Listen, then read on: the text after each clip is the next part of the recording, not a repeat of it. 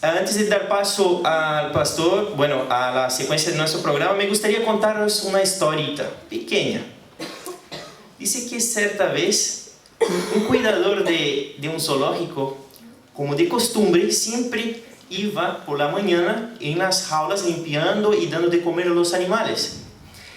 Y este cuidador, cuando llega a la jaula del león, con mucho cuidado, claro, se trata de un animal muy fuerte, muy bruto. Con mucho cuidado, entra, limpia y pone la comida. Siempre, cada día. Pero este día, él entró en esta jaula y cuando puso la comida, no se dio cuenta de que la puertecilla que separaba esta parte de la jaula, donde le ponía la comida de los animales, estaba abierta. Y de repente él vio algunos leones ahí pasando por allí y se esconde detrás de una columna con mucho cuidado, esperando un momento para poder salir de esta jaula. Y cuando los leones se van acalmando y se sientan cuidadosamente allí, él ve el momento oportuno para salir. Y ahora con mucho cuidado se va pasando detrás del león. ¿Y sabe qué ocurre? Suena su móvil. Y el león le comió. ¿Quién tiene el móvil encendido? Por favor. Todos los que tenéis el móvil encendido, apágalo. No nos gustaría que pasase lo que pasó ayer, por favor. Apaguen los móviles. Gracias. Tenga una linda tarde.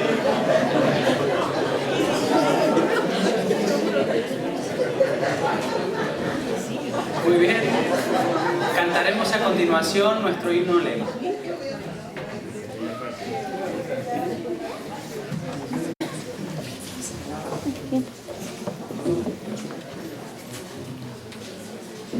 Muy buenas noches, mis queridos hermanos y hermanas, apreciadas visitas.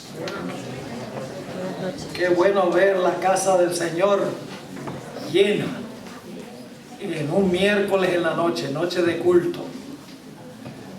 Damos gracias al Señor porque nos ha traído a este lugar para cantar alabanzas a su nombre, para poder hablar con Él en oración y también para estudiar su palabra. Pero antes de abrir su palabra esta noche queremos hacer lo que siempre debemos hacer antes de abrir su libro, y es pedir que el Espíritu Santo, quien inspiró ese libro, venga para explicárnoslo, porque sin su ayuda no vamos a poder entender ese libro. Así que vamos a inclinar nuestros rostros con reverencia y vamos a pedirle al Señor que abra mentes y corazones.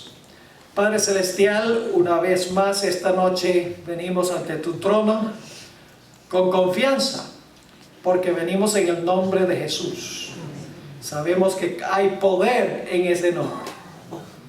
Venimos con la certeza de que tú escucharás la petición que tenemos en este momento. Y esa petición es que tú nos acompañes durante el estudio de tu palabra.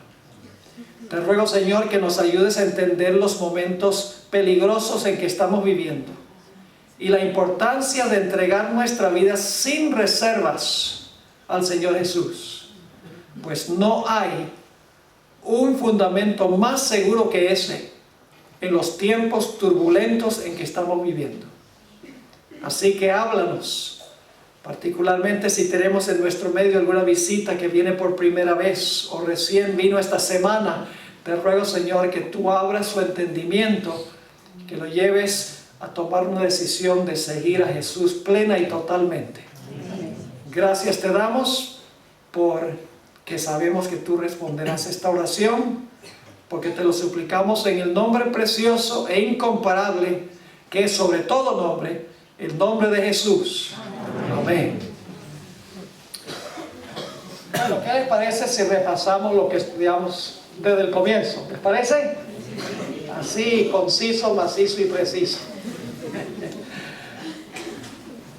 Hemos estudiado el avance del Señor Jesucristo a través del santuario. Y el propósito del servicio del santuario es ilustrar cómo Dios resuelve el problema del pecado, cómo Dios vindica o justifica su carácter, porque Satanás ha lanzado falsas acusaciones en contra de Dios. Ahora, comenzamos nuestro estudio del santuario en el campamento. ¿Qué vino a hacer Jesús en el campamento? Vino a vivir la vida perfecta que la ley nos exige a nosotros. Porque Satanás decía, mire, tú le dijiste al ser humano que tenía que vivir en armonía con la ley. Obedece y vive es lo que tú le diste a Adán y todos sus descendientes. Así que nadie te ha obedecido, así que todos están bajo condenación. Pero Jesús dice, no hables tan rápido, porque lo que yo voy a hacer es voy a ir a la tierra y en lugar de todas mis criaturas, yo voy a vivir la vida que ellos deben ofrecerle a la ley. Y de esa manera Cristo le ofrece la justicia a la ley que nosotros debemos ofrecerle y lo hace en nuestro lugar. Primer problema resuelto.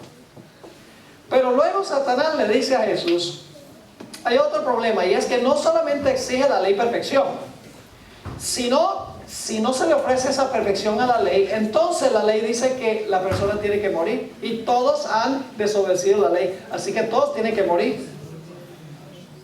Pero Jesús va al atrio y dice, no tan rápido, porque yo voy a ir a la tierra y yo voy a cargar todos los pecados de mis criaturas, y yo voy a sufrir la muerte que ellos deben sufrir.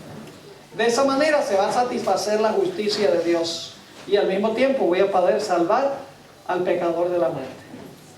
Segundo problema resuelto. Ahora la humanidad tenía una vida perfecta y tenía una muerte vicaria en lugar del ser humano. Pero luego el Señor Jesucristo se movió al lugar santo del santuario. ¿Qué fue a hacer Jesús en el lugar santo? Fue a interceder. ¿A interceder por quiénes?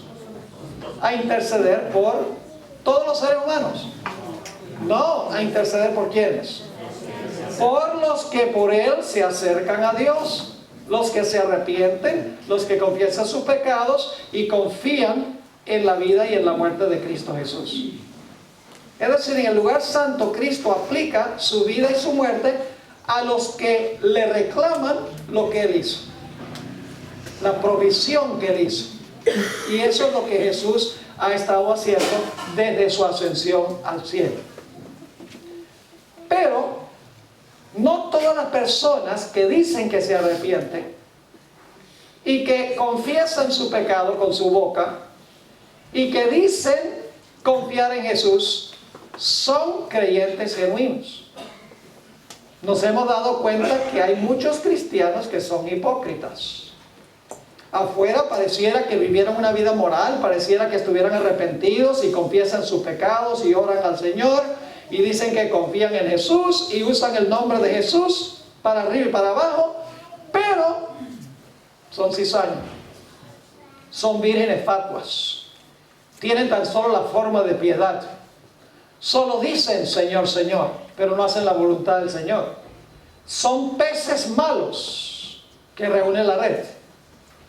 Y por esa razón el Señor Jesucristo ahora entra al lugar santísimo con el fin de examinar los casos de todos los que profesaron su nombre, para ver si su profesión fue genuina o no.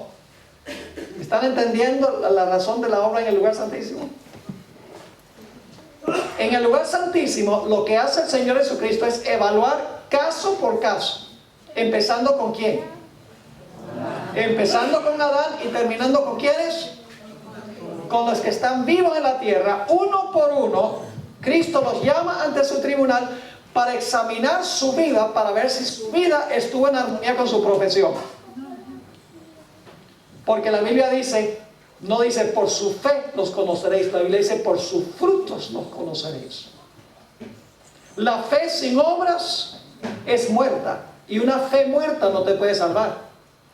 Es decir, las obras demuestran si el arrepentimiento, la confesión y la confianza en Jesús fueron genuinos o no. Y así Jesús examina cada caso en el lugar santísimo, en el juicio, para ver si la persona en realidad se arrepintió o no. Y el propósito de esta etapa de la obra de Jesús no es para informar a Dios, porque Dios ya sabe quiénes son sinceros y quiénes no. Pero los seres celestiales no son omniscientes. Ellos no pueden leer el corazón, ni pueden leer las motivaciones, ni pueden leer las intenciones más íntimas del corazón. Así que Dios va a sacar toda la luz en los libros, y ante el jurado celestial, los ángeles y los seres de otros mundos, Dios va a decir: miren, esta es la vida de este individuo. ¿Fue un creyente genuino o fue un creyente falso? Si la persona en realidad fue un creyente genuino, su nombre es retenido en el libro de la vida. Pero si la persona fue un creyente falso, su nombre en ese momento, cuando surge su nombre en el juicio, será borrado del libro de la vida, y su caso será evaluado, y esto será el tema de mañana, será evaluado durante los 1000 años que menciona Apocalipsis 20, y será evaluado otra vez ante ellos estando vivos después que terminen los 1000 años. Ahora, esta noche nosotros queremos estudiar el momento cuando el Señor Jesucristo termina su obra de juicio en el lugar santísimo. Va a llegar un momento en que cada caso habrá sido evaluado. Todos los casos de los que han profesado a Cristo, todos los que murieron antes de la venida de Cristo, todos los que estarán vivos cuando Cristo venga, habrán pasado uno por el tribunal de Cristo para ver si su profesión fue genuina o no. Y cuando el Señor Jesucristo juzgue al último individuo, el servicio del santuario del lugar santísimo va a concluir. Ahora, eso es lo que queremos estudiar esta noche. Nuestro tema es viviendo sin intercesor. Viviendo sin un intercesor. Ahora, queremos comenzar nuestro estudio en Apocalipsis 22, 10 al 12. Apocalipsis, ¿vamos bien? ¿Entienden hasta ahora el resumen? Ok, Apocalipsis 22, 10 al 12. Hay 3 puntos de tiempo en estos versículos que quiero que ustedes noten. 3 momentos de tiempo consecutivos. Dice aquí en el versículo 10: y me dijo, no selles las palabras de la profecía de este libro. Yo creo que se murió el micrófono. No, a ver, ¿sí funciona? Así está funcionando. Ok, piensa lo que dice. Y me dijo, no selles las profecías, las palabras de la profecía de este libro. ¿A cuál libro se refiere? Bueno, a la Biblia en general, pero es la conclusión del libro de Apocalipsis. Y Daniel y Apocalipsis hay que estudiarlos juntos. ¿Okay? El libro de Apocalipsis es una revelación de Daniel, es una ampliación del libro de Daniel. Así que dice, no selles las palabras de la profecía de este libro, porque el tiempo está cerca. Ahora paremos un momentico allí. Mientras el libro de Apocalipsis está abierto, porque dice, no selles el libro, ¿la gente puede entender el mensaje que sale del libro si el libro no está sellado? Claro que sí. Cuando un libro se sella, significa que la gente no puede entender el mensaje que se encuentra en ese libro.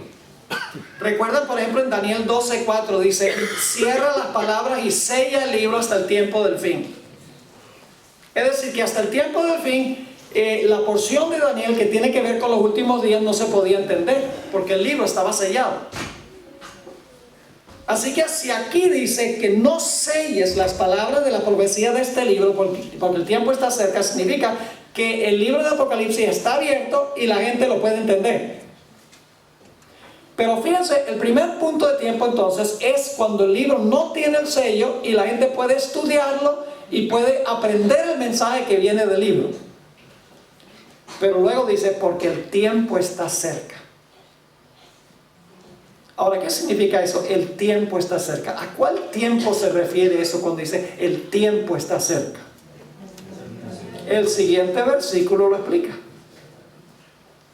Es el momento cuando se va a cerrar el libro y ya nadie puede sustraer un mensaje del libro y todos los casos quedan decididos para vida o para muerte. Noten el versículo 11. Este es el tiempo al cual se refiere. El que es injusto, sea injusto todavía. Y el que es inmundo, sea inmundo todavía. Y el que es justo, practique la justicia todavía. Y el que es santo, santifíquese todavía. Pregunta, ¿para este tiempo todos los casos están decididos? Sí. El justo seguirá siendo justo y el injusto seguirá siendo injusto.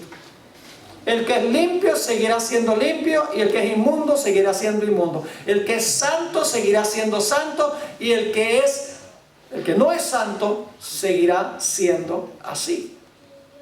Ese es el tiempo al cual se refiere este versículo cuando dice el tiempo está cerca. No sigue las palabras del libro para que puedan entender el mensaje del libro, pero el tiempo está cerca cuando todos los casos van a estar decididos. Y luego quiero que noten el tercer punto de tiempo. Está en el versículo 12. El tercer punto de tiempo dice aquí, el Señor Jesucristo está hablando: he aquí yo que yo vengo pronto. Y luego ¿qué dice? Y que es un galardón, una recompensa, ¿verdad? Una recompensa. Dice, he aquí yo vengo pronto y mi galardón conmigo para recompensar a cada uno según sea su obra. ¿Qué evento es ese? Ese evento es la segunda venida de Cristo. ¿Vieron los 3 puntos de tiempo? Primer punto de tiempo, el libro está abierto, la gente puede leerlo y estudiarlo y puede asimilar el mensaje. Segundo punto de tiempo es cuando llega el momento en que todos los casos están decididos. Y el tercer punto de tiempo es cuando el Señor Jesucristo viene a recompensar a cada uno según si está en un lado o si está en el otro lado. 3 puntos de tiempo en Apocalipsis 22 y el versículo 10 al 12. Ahora, estudiamos en nuestro tema de anoche el momento en que el templo en el cielo fue abierto. ¿Y qué se vio allá dentro del templo, según estudiamos? Se vio el arca del pacto. ¿Dónde estaba el arca del pacto en el santuario? En el lugar santísimo. Es decir, cuando el templo se abre en el cielo, cuando se abre el lugar santísimo, se ve el arca del pacto, significa que Jesús ahora iba a comenzar su obra, ¿dónde? En el lugar santísimo del santuario. Ahora yo pregunto, ¿de qué valdría que Jesús entrara al templo celestial, a donde está el arca del pacto, si nadie en la tierra lo supiera? ¿De qué valdría eso? De nada. Así que en Apocalipsis 14, 6 y 7, se hace el anuncio terrenal de que el juicio ha comenzado. Leímos ese pasaje anoche. Vi otro ángel volar por el medio del cielo que tenía el evangelio eterno para predicarlo a los que moran en la tierra, a toda nación, tribu, lengua y pueblo. Yo pregunto, mientras se está predicando el evangelio, ¿la gente se puede salvar? Sí. Claro, el mensaje está saliendo de Apocalipsis, ¿eh? El mensaje del primer ángel sale de Apocalipsis y va a toda nación, tribu, lengua y pueblo. La gente puede entenderlo, ¿sí o no? ¿De qué vale predicarlo si la gente no lo va a entender? La gente lo puede entender porque el libro está ¿qué? Porque el libro está abierto. Y luego sigue diciendo, el primer ángel dice, en el versículo 7, temed a Dios y darle gloria, porque la hora de su juicio llegará.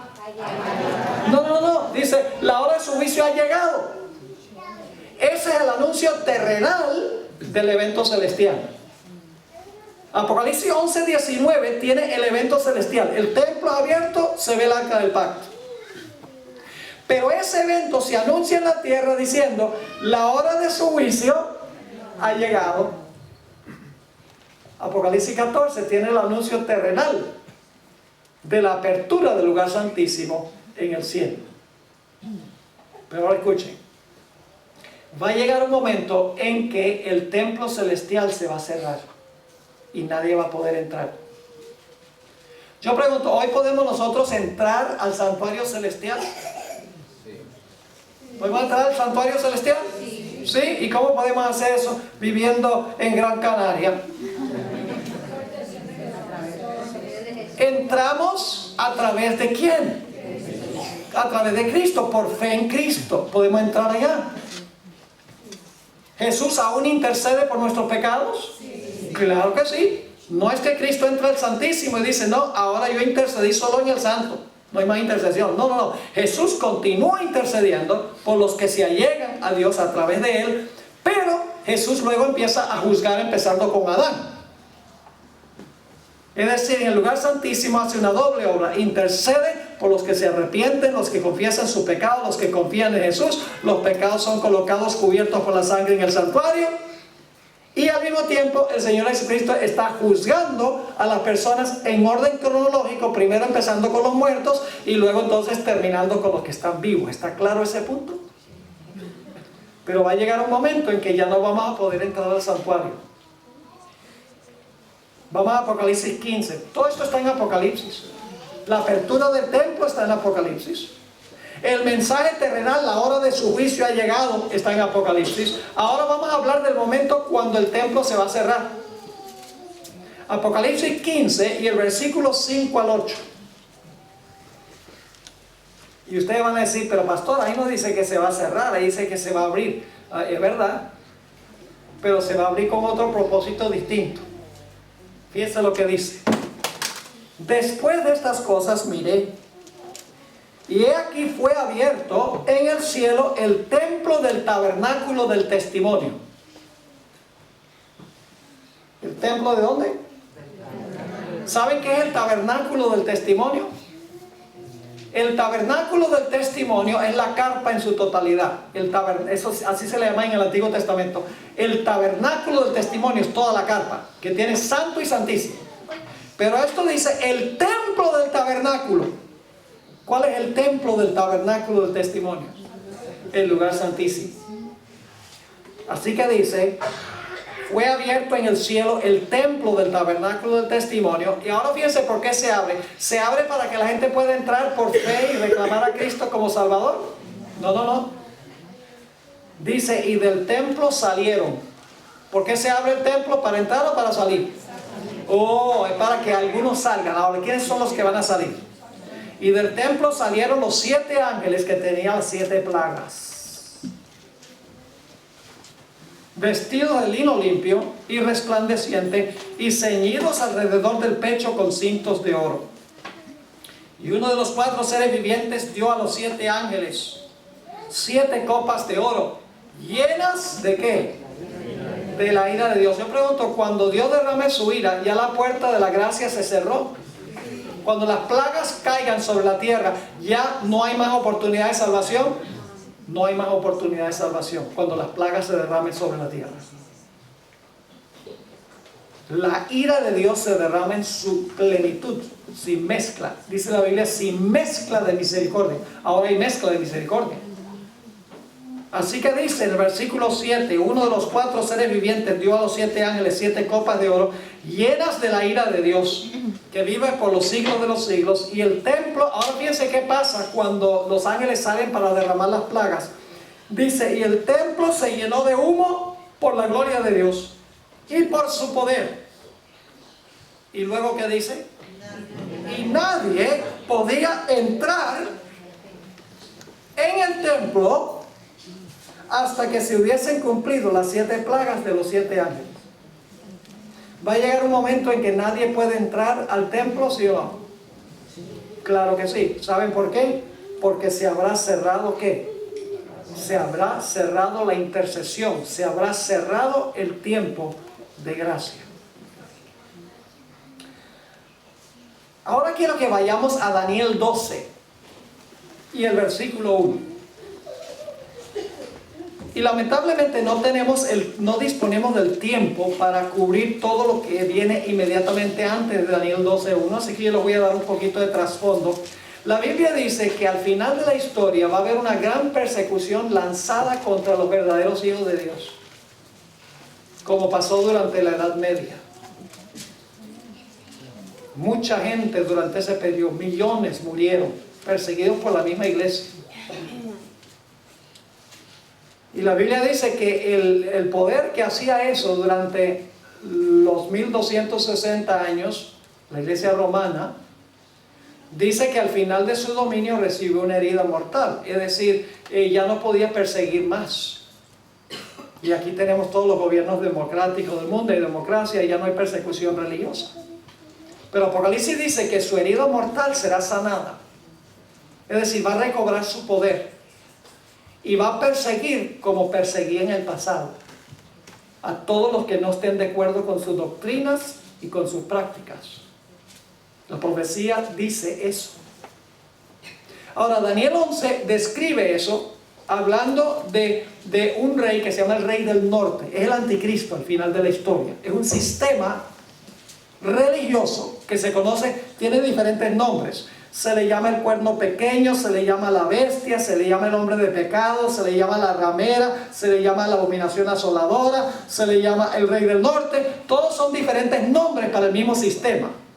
En Daniel 11, el rey del norte es ese sistema que persiguió en el pasado, que va a perseguir otra vez en el futuro. Y quiero leer el versículo 44. Y luego vamos a ir a Daniel 12 y el versículo 1. Dice, mas nuevas del oriente y del norte lo espantarán. Es decir, a este sistema religioso al final de la historia. ¿Y qué va a hacer? Cuando estas nuevas, que son las nuevas que vienen del trono de Dios, el norte es el lugar a donde habita Dios. ¿Se acuerdan que Lucifer dijo, yo subiré a las alturas a los lados del norte y me sentaré en el trono de Dios? El norte significa que un mensaje viene de Dios. Y viene del oriente también, porque en Apocalipsis 7 hay un ángel que viene con el sello del Dios vivo y viene del oriente. Es decir, este es el mensaje final de Dios, el mensaje de los 3 ángeles de Apocalipsis 14. Y cuando se da este mensaje final de Dios, para que la gente adore al verdadero Dios, para que la gente salga de Babilonia, para que la gente no reciba la marca de la bestia, ni siga a este sistema religioso que persiguió en el pasado, que va a perseguir de nuevo, dice en la última parte del versículo 44, saldrá con grande ira para destruir y matar a muchos. ¿Y qué va a pasar con los fieles de Dios en ese momento? Note lo que dice Daniel 12 y el versículo 1. En aquel tiempo, cuando este sistema salga para destruir y matar a muchos, se levantará Miguel. ¿Quién es Miguel? Miguel es Jesús. Miguel no es cualquier ángel. Miguel se le llama el arcángel Miguel. Y su nombre significa quien es como Dios. Jesús no es un ángel creado. Jesús es eterno Dios. Pero se le da el nombre Miguel, que es un nombre de desafío, que significa quien es como Dios. Y siempre está en controversia. Siempre que se usa ese nombre en la Biblia, se usa cuando está en conflicto con Satanás. Desde el mismo Apocalipsis 12, 7 al 9, desde el mismo comienzo del gran conflicto entre el bien y el mal, dice, Miguel y sus ángeles peleaban contra el dragón y sus ángeles. ¿Y quién es el que tiene? Bueno, Satanás tiene sus ángeles, y entonces cuando dice Miguel y sus ángeles, ¿de quién son esos ángeles? Tienen que ser de Jesús, porque cuando Jesús venga, Él viene con todos sus ángeles. Entonces no hay otro personaje en el cielo que tiene ángeles también. Hay 2 líderes, Satanás y sus ángeles, y Miguel y sus ángeles, o Cristo y sus ángeles. Dice, entonces se levantará Miguel. ¿Qué significa eso? Se levantará Miguel. Bueno, tenemos que regresar a Daniel 11, 2 y 3 para ver qué significa levantarse. Se levantará Miguel. ¿Qué es eso? Que se levantará Cristo. Cuando este sistema vaya a perseguir al pueblo de Dios, ¿qué significa? Que Miguel se va a levantar. En Daniel 11 y el versículo 2 aparece la misma palabra hebrea, pero se traduce de una forma distinta. Es idéntica palabra, pero no se traduce igual. Dice allí en el versículo 2, ahora yo te mostraré la verdad. He aquí que aún habrá 3 reyes en Persia. Esa palabra habrá, en realidad, debe traducirse se levantarán 3 reyes en Persia. Es la idéntica palabra. Ahora ustedes tienen que aceptar por fe lo que yo les digo. Al menos que sepan hebreo. Se van y buscan hebreo, van a encontrar que es la idéntica palabra hebrea. ¿Qué significa el versículo 2 cuando dice que se levantarán aún 3 reyes en Persia? ¿Qué significa se levantarán? significa que van a comenzar a gobernar. ¿Sí o no? Dice, de ahora en adelante se van a levantar 3 reyes en Persia. Significa que 3 reyes en Persia van a gobernar. Entonces, ¿qué significa a Daniel 12:1 cuando dice en aquel tiempo se levantará Miguel? Significa que Jesús va a comenzar ¿a qué? A gobernar. Pero para comenzar a gobernar tiene que haber determinado cuál es su reino. ¿Quién es su reino? Yo pregunto, ¿qué es el reino de Cristo? ¿Ese es el territorio de todo el planeta Tierra? No. El reino de Cristo se compone de gente. ¿Y cuándo es que Cristo ha determinado o establecido su reino completo? Cuando termine de juzgar a la última persona, ya su reino está completo. ¿Están entendiendo lo que estoy diciendo? Recuerdan que estudiamos Daniel 7, donde dice que vinieron las nubes y recogieron a Jesús y fue llevado a donde estaba el anciano de grande edad, y dice, y se le dio ¿qué cosa? Se le dio el poder y el reino, porque en el juicio ya se juzgó a todos los que profesaron a Cristo, se determinó quiénes eran fieles y el reino de Cristo está completo. ¿Está claro ese punto? Ahora, fíjense, en aquel tiempo se levantará Miguel, cuando este sistema vaya a perseguir al pueblo de Dios. El gran príncipe que está por los hijos de tu pueblo. Tenemos un defensor, ¿sí o no? Sí. Y luego, ¿qué dice que habrá? Cuando Cristo tome el gobierno, ¿habrá qué cosa? Habrá un tiempo de angustia, cual nunca fue después que hubo gente hasta entonces. Pregunta, ¿el pueblo de Dios va a pasar por un tiempo de angustia? Claramente que dice que sí. Después que Jesús tome su reino, después que se esté establecido su reino en el juicio, ¿el pueblo de Dios va a pasar por un tiempo de angustia? Lo dice así. Se levantará Miguel, significa que ahora su reino está completo, comienza a gobernar, y dice que está a favor de su pueblo, pero su pueblo va a pasar por un tiempo de angustia, dice aquí, cual nunca fue después que hubo gente hasta entonces. ¿Y qué va a pasar con el pueblo de Dios? Nota lo que dice la última parte del versículo, más en aquel tiempo, es decir, cuando venga ese tiempo de angustia, será libertado tu pueblo, todos los que se hallaren escritos en el libro. ¿Cuándo es que fueron escritos en el libro? ¿Cuándo es que se determinó que estaban escritos en el libro? En el juicio. ¿Lo están viendo o no lo están viendo? Estoy tratando de hacerlo lo más sencillo. Hay muchas cosas aquí que podríamos dedicar, literalmente a este versículo podemos dedicar una semana completa para leer todos los versículos. Solamente les puedo pintar el panorama grande, que es que se levanta Miguel, es decir, todo se ha acabado su obra de juicio porque su reino está completo. Luego entonces dice que viene un tiempo de angustia terrible, pero dice que su pueblo será libertado. Todos los que llegaron a ser parte de su reino, su pueblo será libertado. Todos los que están escritos en el libro, sus nombres fueron retenidos en el libro. ¿Cuándo? En el juicio.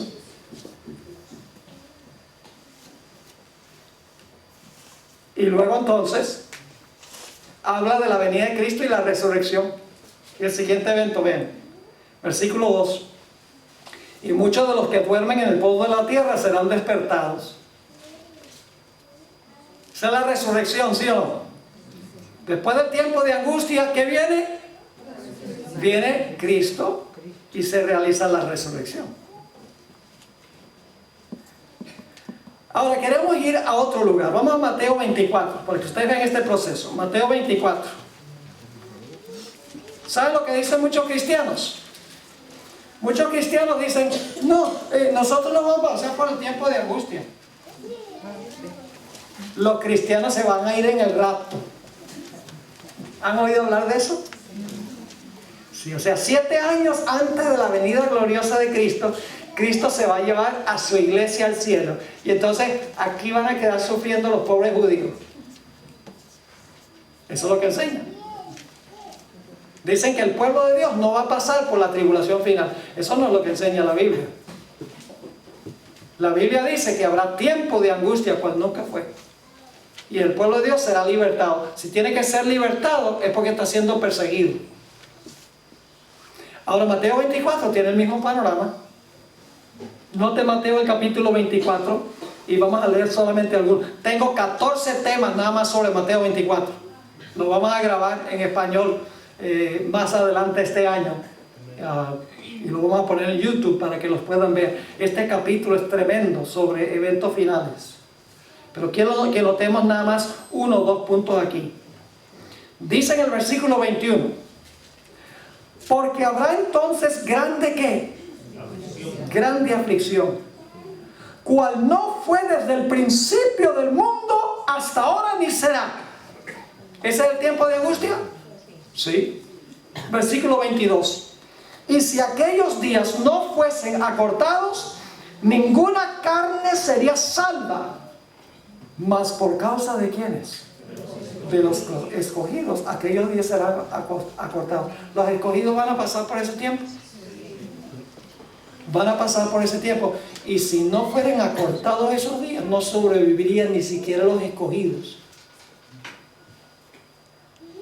¿Sabes lo que el diablo está tratando de convencer al mundo cristiano? Le está diciendo al mundo cristiano: mira, tú no te tienes que preocupar de que viene la aflicción, la tribulación. No. Dice, tú vas a gozar la vida ahora, llénate de plata, llénate de casas, llénate de carros, disfruta la vida, y entonces Cristo te va a llevar al cielo y no vas a tener que sufrir nada. Y lo que no saben es que el pueblo de Dios va a pasar por la peor aflicción y tribulación en la historia del planeta Tierra. Y si usted no ha desarrollado una fe inquebrantable en Jesús, usted va a caer en ese tiempo. Y el diablo lo sabe. Por eso el diablo inventó la idea del rapto, para que la gente se confíe y diga: no, yo no voy a pasar por eso, así que ¿para qué vamos a hablar de eso? Jesús dijo aquí claramente que si esos días no son acortados, los mismos escogidos dejarían de vivir. ¿Y quiénes son los escogidos? Vamos a ver lo que dice la Biblia. Vamos a Romanos 8. ¿Acaso los escogidos son los judíos? Si reciben a Cristo, sí. Nadie que está fuera de Cristo es un escogido. Dice en el capítulo 8, y noten lo que dice el versículo 34. ¿Quién es el que condenará? Cristo es el que murió, más aún el que también resucitó, quien además está a la diestra de Dios, el cual también ¿qué? Intercede por nosotros.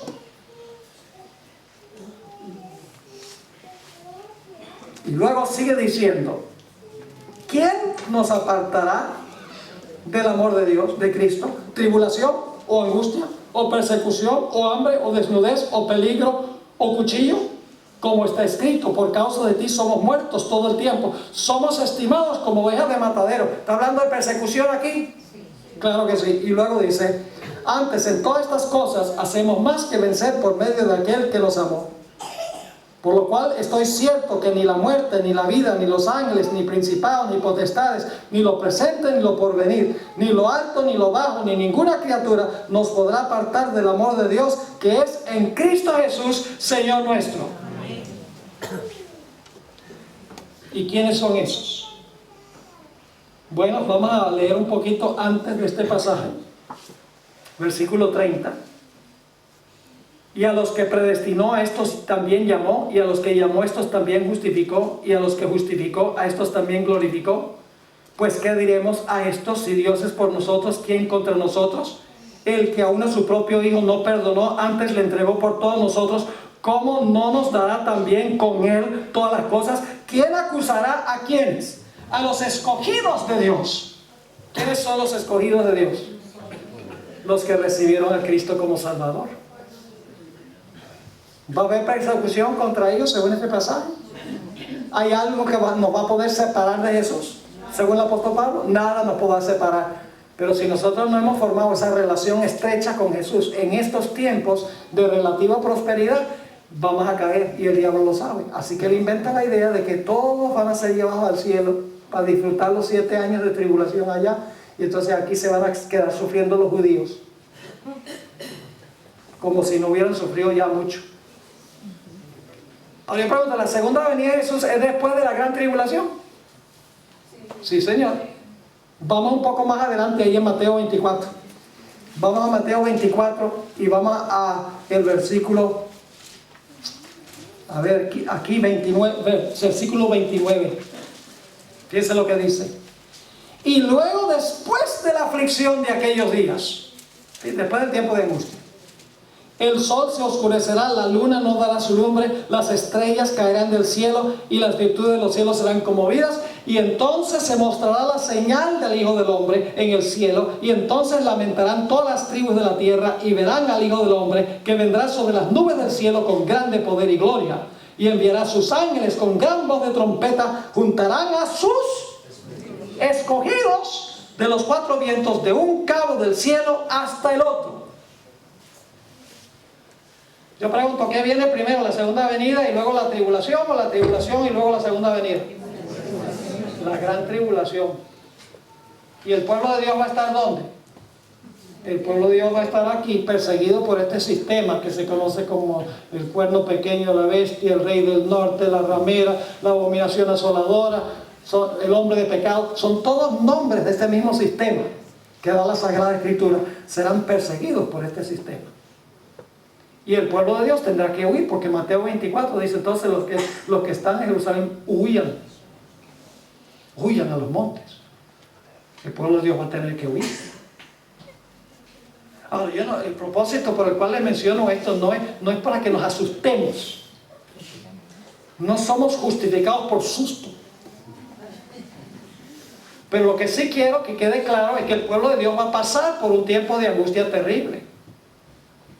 Y la amonestación de Dios es que nosotros formemos una relación amistosa, estrecha con Jesús, que nada nos pueda sacudir de nuestra alianza, ni la muerte, como dice el apóstol Pablo. Tenemos que amar a Jesús más que por nuestra propia vida. No se trata de huir a la persecución, sino de amar a Jesús. Y entonces no tendremos problemas con la tribulación. Pero la tribulación vendrá cuando se cierre la puerta de la gracia. Cuando se levante Miguel, cuando Jesús ya tenga su reino determinado en el juicio, cuando el Señor Jesucristo cierre la puerta de la gracia, dice, habrá un tiempo de angustia, el pueblo de Dios será libertado, todos los que fueron escritos en el libro durante el juicio. Ahí está, en Daniel 12 y el versículo 1. Ahora vamos a dar otro ejemplo bíblico para que puedan entender esto. Fíjense, la iglesia adventista es la única iglesia que yo conozco en el mundo. Y yo he enseñado religiones comparadas a nivel universitario, enseñé 6 años a nivel universitario, así que me tocó enseñar religiones comparadas. No solamente me tocó enseñar religiones no cristianas, sino también protestantismo y catolicismo. Así que he estudiado la teología de diferentes iglesias. Y les puedo decir que la iglesia adventista es la única iglesia del mundo que enseña que la puerta de la oportunidad se va a cerrar antes que Cristo venga. La mayoría de las iglesias enseñan de que la puerta de la gracia se cierra cuando Cristo venga en las nubes. La gente cree que se puede arrepentir cuando Cristo está viniendo en las nubes. Señor, yo soy tuyo. No. El orden es que se cierra la puerta, viene el tiempo de angustia y luego viene la segunda venida. Ese es el orden. Vamos a mirar una historia que encontramos en el libro de Génesis y en Mateo. ¿Te recuerdas los días antes del diluvio? ¿A quién llamó Dios a predicar antes del diluvio? A Noé, predicador de justicia, dice 1 Pedro 2:5. Amonestó al mundo antediluviano. ¿Y cuántos se convirtieron al Señor? Porque digo, viene el diluvio, garantizado, viene.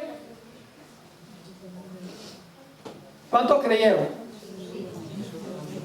8, y todos eran miembros de la misma familia. Mire, si Noé hubiera trabajado como pastor en una asociación, lo hubieran votado hace tiempo. Porque una campaña evangelística de 120 años y solamente 8 almas, y todos de la misma familia. Es un fracaso. La gente dice, es un fracaso.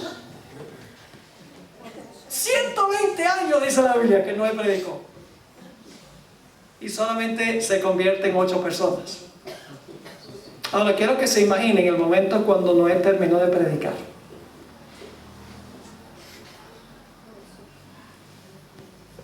Llegaron a su fin los 120 años. Todos los animales vinieron en fila india a Noé en el arca. Dicen, ni aún en eso los antediluvianos se arrepintieron. No crean que Noé y sus hijos fueron allá a enjaular a los animales. La Biblia dice que vinieron a Noé en el arca, en fila india, de 2 en 2. Y todos los animales entraron al arca. Los animales tenían más sentido común que los seres humanos, porque los animales obedecieron a Dios y los seres humanos no. Dios dijo a los animales, entren al arca. Los animales dicen, vamos a entrar al arca. Dios le dice a los seres humanos, entren al arca. Nosotros no.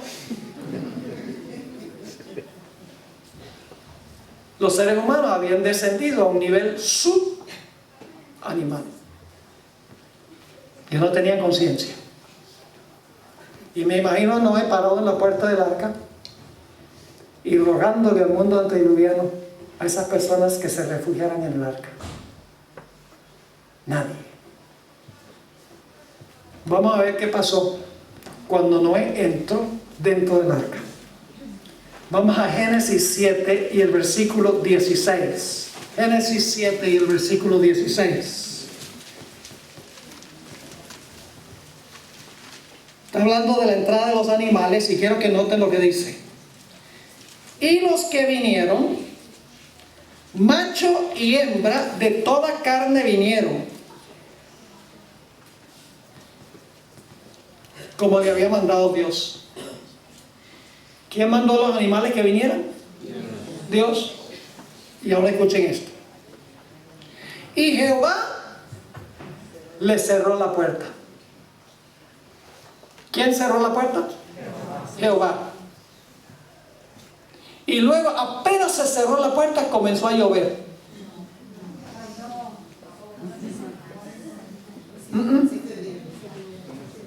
¿Cuánto tiempo pasó entre cuando se cerró la puerta y cuando comenzó a llover? 7 días. 7 días. ¿Qué creen ustedes? ¿Cómo creen ustedes que se sintió Noé y se sintieron los miembros de su familia ahí dentro del arca por cada día que pasaba? Se preguntaban, ¿será que, Noé decía, será que mi predicación, será que esa no era la voz de Dios que yo escuché? ¿Será posible? Un día, 2 días, 3, 4, 5, 6 días, 7 días, porque en realidad pasaron 7 días. Al principio del 8º día fue que comenzó a llover. ¿Cómo creen ustedes que se portaron los que estaban fuera del arca durante esos días? Cada día más altaneros. Miren, Noé con su familia dentro de esa arca con todos esos animales. El olor debe ser terrible. Ven y pasan 1 día, 2 días, 3 días, 4 días, 5 días, 6 días, 7 días. No, ellos dicen, esos los que están allá adentro están locos. Pero luego, bien temprano, el 8º día, aparecieron unos objetos voladores no identificados. Nubes. Porque antes del diluvio nunca había llovido. El agua era regada por un vapor que subía de la tierra, dice en Génesis 2. Tenía un sistema de riego automático. Y se vieron nubes y empezaron a fulgurar relámpagos y empezaron a rugir los truenos y empezaron a caer gotas de agua. Nunca visto. Y la gente que estaba fuera del arca, indudablemente con el terror más grande, dijeron, Noé tenía razón, pero estaban perdidos. Yo pregunto, ¿cuándo se perdió la gente que estaba fuera del arca? ¿Cuando se cerró la puerta o cuando comenzó a llover? La puerta se cerró antes que viniera la destrucción. Ahora dice, bueno, ¿y no será que el pastor está exagerando un poquito el significado de esa historia? Pues vamos a ver lo que dice Jesús. Si no me creen a mí, créanle a Jesús. Note Mateo 24, 37 al 39, a donde el Señor Jesucristo explica la historia que acabamos de estudiar. Mateo 24, 37 al 39. Mateo 24, 37 al 39. Fíjense la comparación que hace Jesús.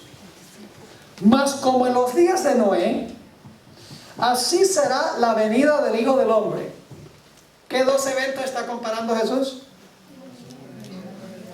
Lo que pasó en los días de Noé con lo que sucederá en su venida. Ahora fíjense lo que sigue diciendo.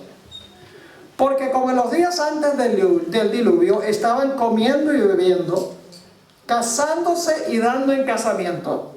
Ahora la palabra hasta se va a usar dos veces. Hasta el día en que Noé entró en el arca. El primer hasta marca el momento cuando entró. Y luego dice en el versículo 39, y no entendieron, es decir, los que estaban afuera, no entendieron hasta que vino el diluvio y se los llevó a todos. El segundo hasta marca ¿cuál punto de tiempo? Cuando comenzó a llover. Y entre esos dos puntos, cuando no entró al arca y cuando comenzó a llover, dice que no entendieron. Los que estaban afuera no entendieron. ¿Qué es lo que no entendían los que estaban afuera? ¿Qué no sabían los que estaban afuera? Durante esos 7 días, ¿qué no entendían? Que estaban perdidos. ¿Cuándo fue que supieron que estaban perdidos? Cuando comenzó a llover. Y así, dice, y luego el versículo termina, así será también la venida del Hijo del Hombre. Jesús dijo que él iba a venir como ladrón en la noche. No es que Jesús sea ladrón. La comparación no es la comparación no es que con el ladrón, entre Cristo y el ladrón. La comparación es en la sorpresa que se lleva la gente cuando viene el ladrón y están durmiendo.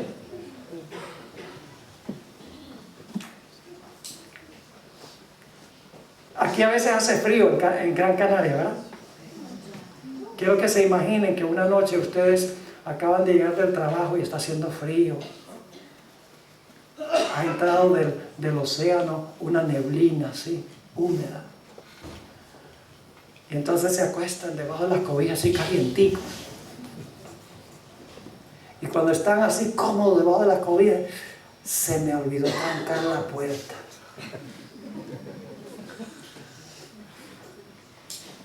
Ay, me da una flojera salirme de debajo de estas cobijas tan calienticas. Ay, yo llevo 20 años viviendo en esta casa y el ladrón nunca ha venido. Y toda la gente en la casa se duerme. A medianoche, a que no adivinan quién llega. El ladrón. Llega el ladrón y encuentra la puerta abierta, destrancada. Y entra a la casa, se roba la cámara de video, se roba el móvil, se roba la plata que consigue y el televisor también, gloria al Señor.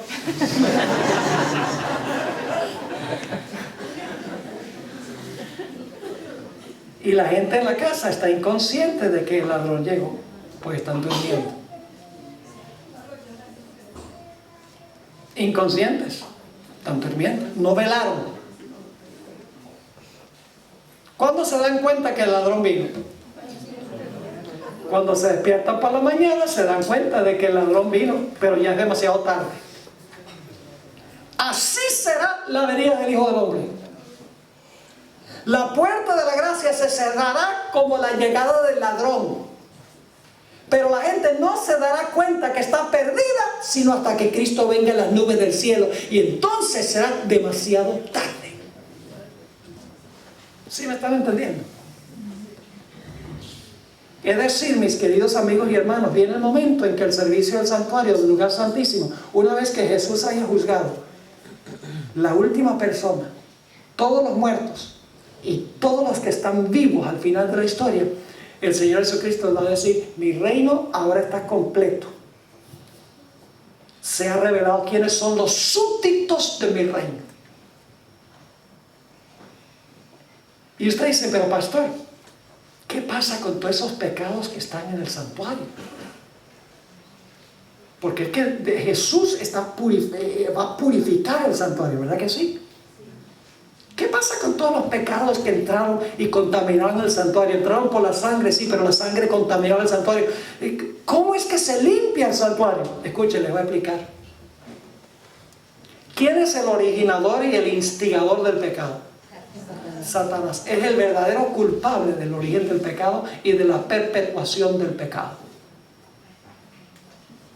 Y por lo tanto, cuando el Señor Jesucristo termine su obra de juicio y ya su reino esté decidido, todos los pecados que entraron al santuario, que fueron perdonados, ya habían sido perdonados por la sangre, los pecados que habían entrado al santuario. Ahora Jesús va a tomar todos esos pecados y los va a colocar sobre la cabeza del instigador y del originador del pecado. Y usted dice, ¿dónde tiene la Biblia tal concepto? ¿Ustedes recuerdan en el día de la expiación, que es el equivalente de la obra del lugar santísimo? Se escogían 2 machos de cabrío en el día de expiación. Un macho cabrío era para el Señor y el otro macho cabrío era para Azazel. Era el último acto sumo sacerdotal en el santuario. El último acto. Aún antes que el sumo sacerdote se cambiara sus vestiduras. De sus vestiduras sumos sacerdotales a sus vestiduras reales. La culpa final era colocada sobre la cabeza del macho cabrío Azazel. ¿Y saben a dónde estaba Azazel cuando eran colocados esos pecados sobre él?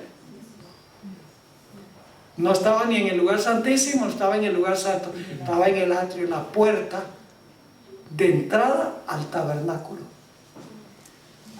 Y usted dice, ¿por qué es importante eso? ¿Saben por qué? Porque en el cielo no hay atrio. Y usted dice, ¿por qué no hay atrio en el cielo? Sencillamente porque la obra del atrio la cumplió Cristo en la tierra. El campamento, Él vivió aquí. En el atrio, su muerte en el altar fue aquí. En el lavacro, su resurrección fue aquí. En el cielo no hay atrio porque Cristo cumplió la obra del atrio acá. ¿Me están entendiendo? Pero dice que cuando los pecados eran sacados del santuario para purificar el santuario y colocados sobre la cabeza del macho cabrío Azazel, el macho cabrío Azazel estaba en la puerta que llevaba a la carpa en el atrio. Es decir, ¿dónde está? En la tierra. Y entonces las 2 manos del sumo sacerdote eran colocadas sobre la cabeza del macho cabrío Azazel. Y confesaba sobre la cabeza del macho cabrío todos los pecados que habían entrado al santuario por la sangre que habían contaminado el santuario. Eran colocados sobre la cabeza del originador y el instigador y el perpetuador del pecado. Y luego se hacían 2 cosas con el macho cabrío. Bueno, se hacía una cosa, pero 2 puntos claves. Número 1, era desterrado al desierto. Y en segundo lugar, donde no había habitantes. Desterrado al desierto, a un área desértica donde no había habitantes. Yo pregunto, ¿dónde en el libro de Apocalipsis se cumple esta ceremonia? De Levítico 16. ¿Y con quién? Escuchen. En Apocalipsis 20 desciende un ángel poderoso del cielo que tiene una cadena en su mano. ¿Y qué hace ese ángel que tiene la cadena en su mano?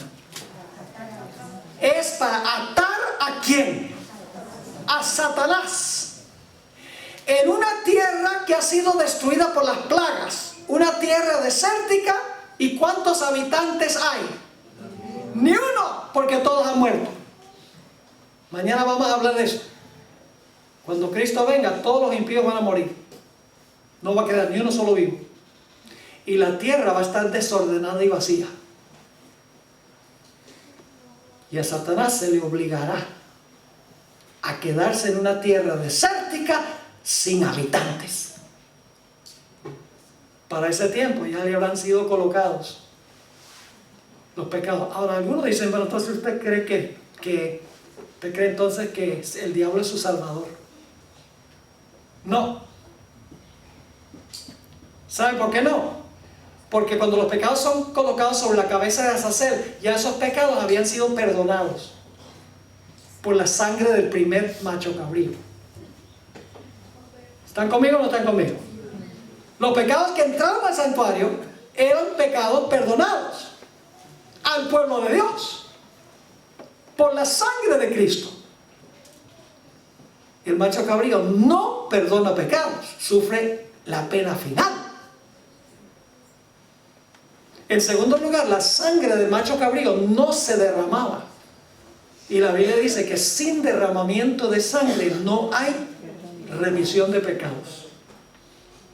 En tercer lugar, claramente los dos machos cabríos son antagónicos.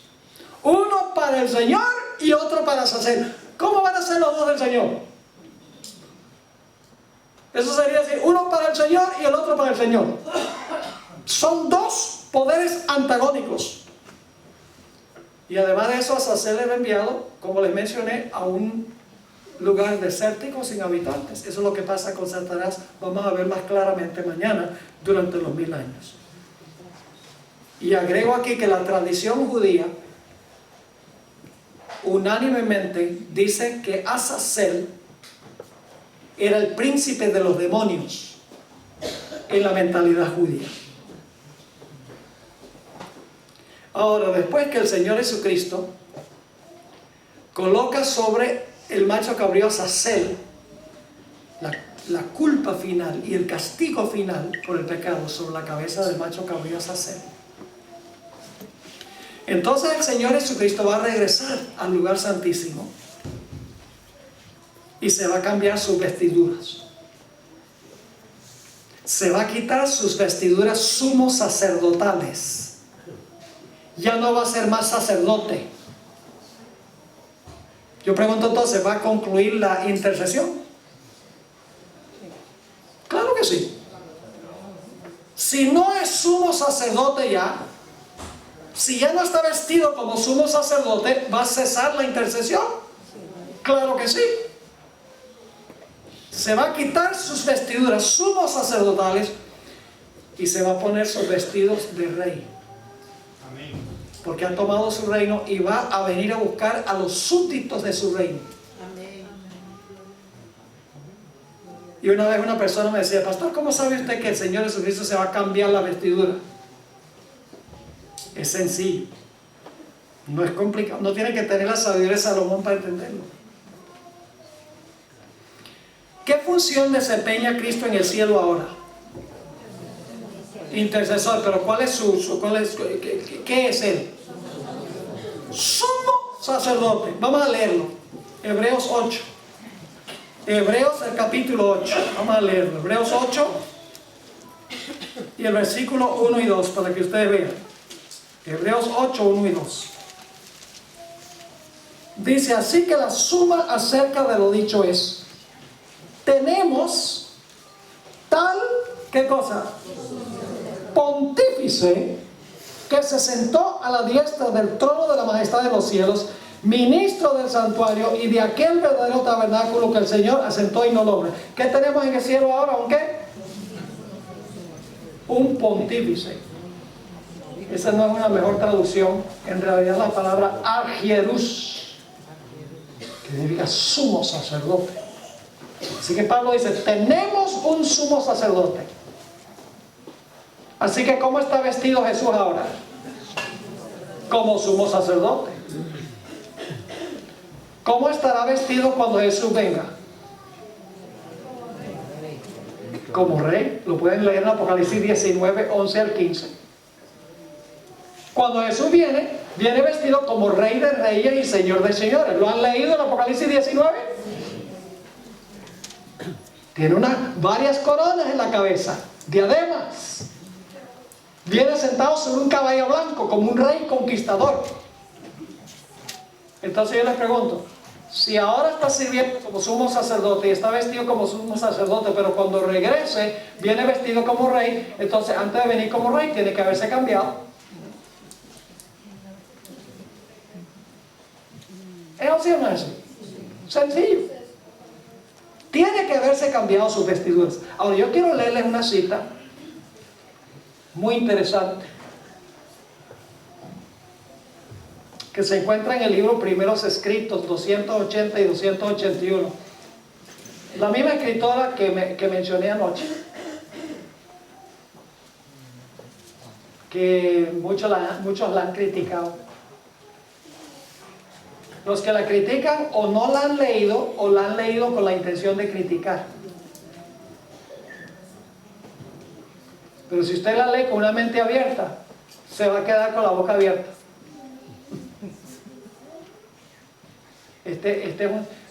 Quiero decirles algo. Algún día Europa va a descubrir los escritos de esta escritora. La iglesia adventista en Europa algún día va a redescubrir estos escritos. Y cuando eso suceda, va a haber un gran revivimiento en Europa. Ahora, fíjense lo que dice ella. Todos los casos habían sido fallados para vida o para muerte. Está hablando de la conclusión del juicio. Mientras Jesús oficiaba en el santuario, había proseguido el juicio de los justos muertos y luego el de los justos vivientes. Cristo, habiendo hecho expiación por su pueblo y habiendo borrado sus pecados, había recibido su reino. Estaba completado el número de los súbditos de su reino. ¿Qué significa que iba a recibir su reino? ¿Estaba completo qué? El número de los súbditos. Porque el rey no es su gente. Porque ustedes creen que un rey puede decir: yo soy rey de este territorio, y no tiene nadie que viva ahí. ¿No? Dice, estaba completo el número de los súbditos del reino y consumado el matrimonio del Cordero, el matrimonio de Cristo con su pueblo. El reino y el poderío fueron dados a Jesús y a los herederos de la salvación, y Jesús iba a reinar como Rey de Reyes y Señor de Señores. Ahora escuchen, al salir del lugar santísimo, oí el tintineo de las campanillas en su túnica. Una tenebrosa nube cubrió entonces a los habitantes de la tierra. Ya no había mediador entre el hombre culpable y un Dios ofendido. Mientras Jesús estuvo interpuesto entre Dios y el pecador, tuvo la gente un freno. ¿Saben lo que ha dicho Satanás? Lo que dice Satanás a Jesús. Le dice: lo que pasa es que tú no me has dejado desarrollar mi programa de gobierno. Tú siempre estás interfiriendo. Pero si tú me dejaras implementar mi plan de gobierno, todo el mundo vería que es el mejor plan. Así que después que Cristo termine su obra en el santuario, va a decir: ok, ahora te dejo, te doy rienda libre. Muéstrale al universo cómo es el reino que tú querías establecer. Y le va a quitar el freno a Satanás. Claro, va a ser como en los días de Job. Va a proteger a su pueblo. Escuchen, Cristo no va a ser intercesor, pero sí va a ser protector de su pueblo. No es que Jesús va a decir: ahora no intercedo, me voy y arréglesela como puedan. No. Oh, Jesús dice: he aquí estoy con vosotros hasta que se cierre la puerta de la gracia. No, hasta el fin del mundo. Jesús no va a interceder por el pecado, pero sí va a levantarse para proteger a su pueblo. Ahora escuchen esto. Mientras Jesús estuvo interpuesto entre Dios y el pecador, tuvo la gente un freno. Pero cuando dejó de estar entre el hombre y el Padre, desapareció el freno y Satanás tuvo completo dominio sobre los finalmente impenitentes. ¿Puede usted imaginarse un mundo donde Satanás está en total control de todos los impíos? La imaginación más fecunda no puede imaginarse cómo va a ser eso. Nosotros creemos que el mundo está mal hoy, con terremotos, huracanes, tsunamis, incendios, criminalidad. No hemos visto nada como cuando Satanás se le permite implementar su plan de gobierno, para que el universo vea lo que hubiera sido el universo si Dios le hubiera permitido a él gobernar. El universo va a aprender. Así, menos mal que no dejamos a este charlatán tomar las riendas. Sigue diciendo, era imposible que fuesen derramadas las plagas mientras Jesús oficiase en el santuario. Pero al terminar su obra allí y cesar su intercesión, nada detiene ya la ira de Dios, que cae furiosamente sobre la desamparada cabeza del culpable pecador que descuidó la salvación y aborreció las reprensiones. En aquel terrible momento, después de cesar la mediación de Cristo, a los santos les toca vivir sin intercesor en la presencia del Dios Santo. Había sido decidido todo caso y numerada cada joya. Detúvose un momento Jesús en el departamento exterior del santuario celestial, y los pecados confesados mientras él estuvo en el lugar santísimo fueron asignados a Satanás, el originador del pecado, quien debía sufrir su castigo. Entonces vi que Jesús se despojaba de sus vestiduras sacerdotales y se revestía de sus vestiduras reales. Llevaba en la cabeza muchas coronas, una corona dentro de otra, rodeado de la hueste angélica, dejó el cielo. ¿Rumbo a dónde? Al planeta Tierra. Para recompensar a sus hijos. ¿Vieron la secuencia? Tiempo de gracia. Se cierra la puerta de la gracia.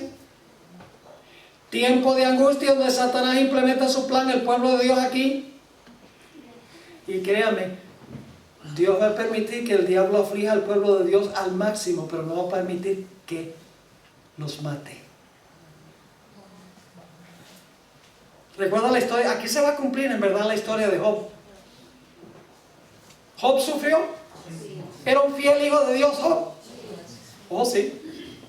Y Dios orgullosamente le dijo a Satanás, ¿no has visto a mi siervo en tu territorio?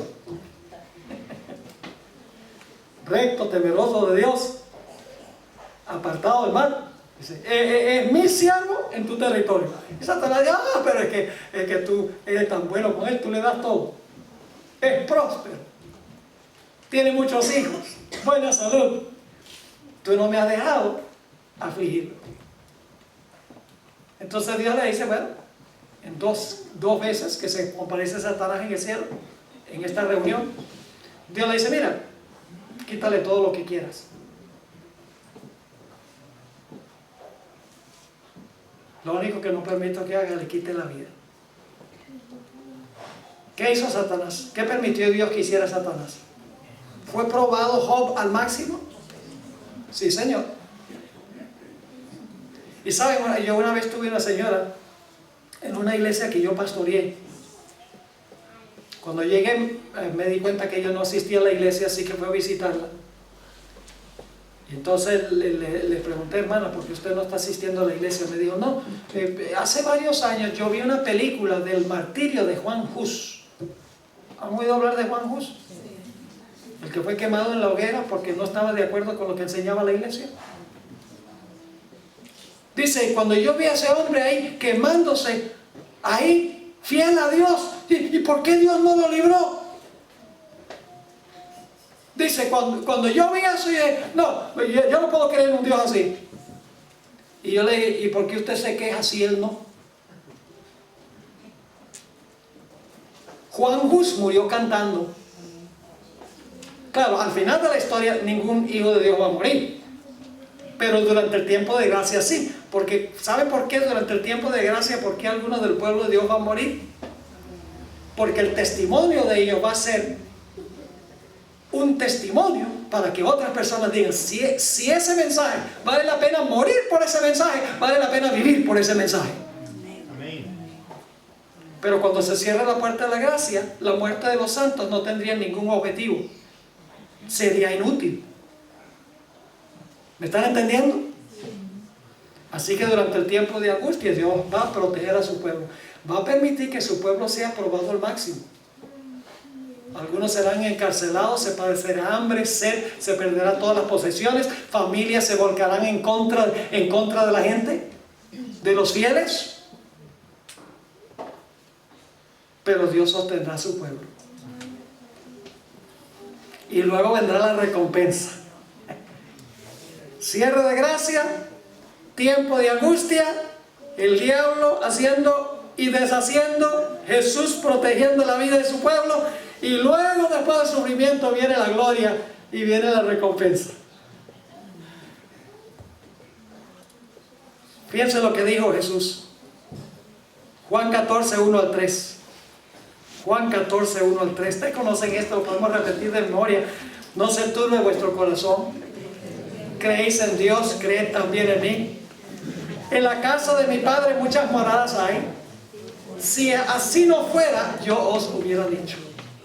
Voy pues a preparar lugar para vosotros. Y si me fuere y os aparejare lugar, vendré otra vez y os tomaré a mí mismo, para que donde yo estoy, vosotros también estéis. Como leímos en Apocalipsis 22, 12, dice: aquí yo vengo pronto y mi galardón conmigo, para recompensar a cada uno según sea su obra.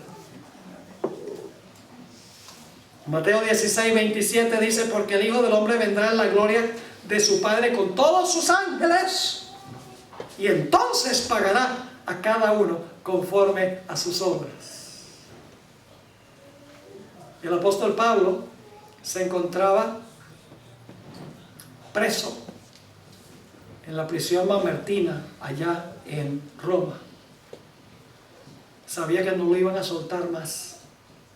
En paz, Dios le había revelado que lo iban a decapitar, que el emperador Nerón le iba a cortar la cabeza. Yo estaba en la mamertina, como una cueva de piedra oscura. Claro, tiene una luz ahí para que uno pueda ver, pero en la época de Pablo no había luz. Frío, húmedo. A lo mejor había también cucarachas, ratas posiblemente ahí. Y el apóstol Pablo sabía que estaba a punto de ser decapitado. Y fíjense, quiero que noten 2 Timoteo 4, 6 al 8. Lo que dijo el apóstol San Pablo, 2 Timoteo 4, 6 al 8. Ahí dice el apóstol San Pablo: porque yo ya estoy para ser sacrificado, y el tiempo de mi partida está cercano. Ahora viene la buena nueva. He peleado la buena batalla, he acabado la carrera, he guardado la fe. Por lo demás me está guardada, ¿qué cosa? La corona de justicia, la cual me dará el Señor, juez justo, en aquel día. Y no solo a mí, sino también a todos los que aman su venida. No los que creen en su venida, ni los que predican su venida, ni los que enseñan su venida, los que aman su venida. Pero para amar su venida tenemos que amarlo a Él. Y para amarlo a Él tenemos que pasar tiempo con Él, estudiando su palabra, hablándole en oración, hablándole a otros sobre Él. De esa manera llegamos al momento donde no podemos soportar la idea de estar separados de Jesús. Lamentablemente estamos demasiado aferrados a este mundo. ¿Cuántas veces hoy pensamos en la segunda venida de Jesús? No tienen que contestarme esa pregunta, pero seamos sinceros y honestos. ¿Cuántas veces el día de hoy pensamos y anhelamos: ay, qué gran día será ese cuando Cristo venga? Rara vez lo pensamos. Pero si amamos a eso, lo que más vamos a querer que Jesús venga, porque vamos a querer estar con Él. Ahora escuchen lo que voy a decir, muy solemne, ya llegando al final de nuestro tema. La puerta de la gracia se va a cerrar para el mundo cuando todos los casos hayan sido examinados y las recompensas decididas. Hay una puerta del mundo que se va a cerrar. Pero hay otra puerta de la gracia que se cierra antes de eso. Y esa puerta de la gracia que se cierra antes es cuando usted se muere.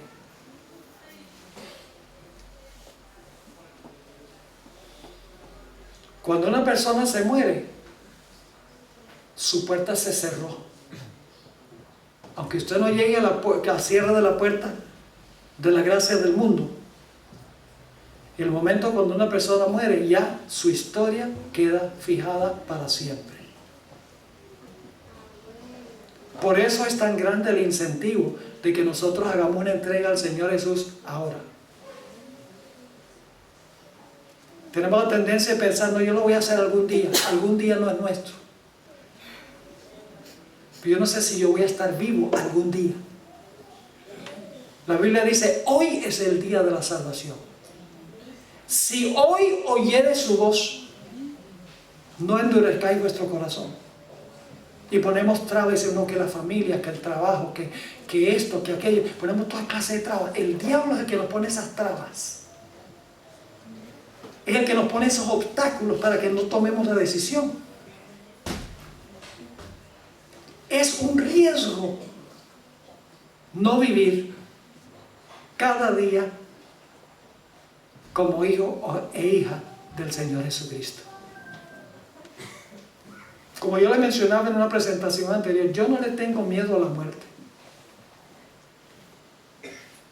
No tengo miedo de montarme en aviones, aún a riesgo de que el avión se caiga. Pero pastor, ¿cómo es que no tiene miedo de morir? Porque según me dice la palabra de Dios, la muerte es sencillamente un momento de silencio. ¿Sabe? Cuando usted se muere, para usted no pasa tiempo. Es decir, si usted se muriera esta noche y Cristo viniera en 20 años, cuando usted se despierte, Colosenses 4, 15 al 17, dice allí, por lo cual os decimos esto en palabra del Señor, que nosotros que vivimos, que habremos quedado hasta la venida del Señor, no precederemos a los que durmieron. Es decir, los vivos no van a ir al cielo antes de los que durmieron o murieron. Porque el Señor mismo, con voz de mando, con voz de arcángel y con trompeta de Dios, descenderá del cielo. Y ahora escuchen, y los muertos en Cristo resucitarán primero. Los muertos en Cristo. Y luego dice, luego nosotros los que vivimos, los que hayamos quedado, seremos arrebatados juntamente con ellos en las nubes para recibir al Señor en el aire, y así estaremos siempre con el Señor. Qué gloriosa promesa para los que están en Cristo. Ahora yo quiero hacer un llamado esta noche, un llamado doble. Primero me quiero dirigir a aquellas personas que recibieron al Señor Jesucristo como Salvador personal, pero que han vivido un tanto extraviado del Señor. Tal vez no han estado asistiendo a la iglesia, tal vez las tentaciones del mundo, tal vez las presiones de la sociedad los han enfriado espiritualmente. Yo quiero preguntar en esta noche si hay alguien aquí que tiene esa experiencia de haberse tal vez enfriado un poco, que quiera decirle al Señor Jesucristo en esta noche, Señor Jesús, yo quiero otra vez regresar y quiero que mi experiencia espiritual sea caliente, que sea una experiencia viva con el Señor Jesucristo. Quiero reconsagrar mi vida al Señor Jesucristo. ¿Hay alguien que quiere decirle eso al Señor Jesús en esta noche? Levante la mano. Gloria a Dios. Ahora quiero dirigirme a aquellas personas en nuestro medio que todavía no están en Cristo, porque el momento en que estamos en Cristo es en el momento cuando nos bautizamos. En ese momento somos incorporados en Jesús, como hemos estudiado en noches anteriores. Ahora, algunos han dicho, pero pastor, entonces si una persona no se ha bautizado, pero ha tomado su decisión de bautizarse y sucediera algo, ¿qué pasa con esa persona? Dios acepta la sinceridad del corazón humano, lo que nosotros haríamos si pudiéramos hacerlo. Y por eso quiero preguntar en esta noche, ¿hay alguien aquí o hay personas aquí que todavía no han hecho esa entrega sin reservas a Jesús, manifestándolo públicamente a través del bautismo por inmersión, que les gustaría decirle al Señor Jesús: Señor, yo quiero, en un futuro no muy lejano, después de haberme preparado, quiero pasar por esa experiencia del bautismo y unirme con Cristo Jesús como mi Salvador y mi Señor?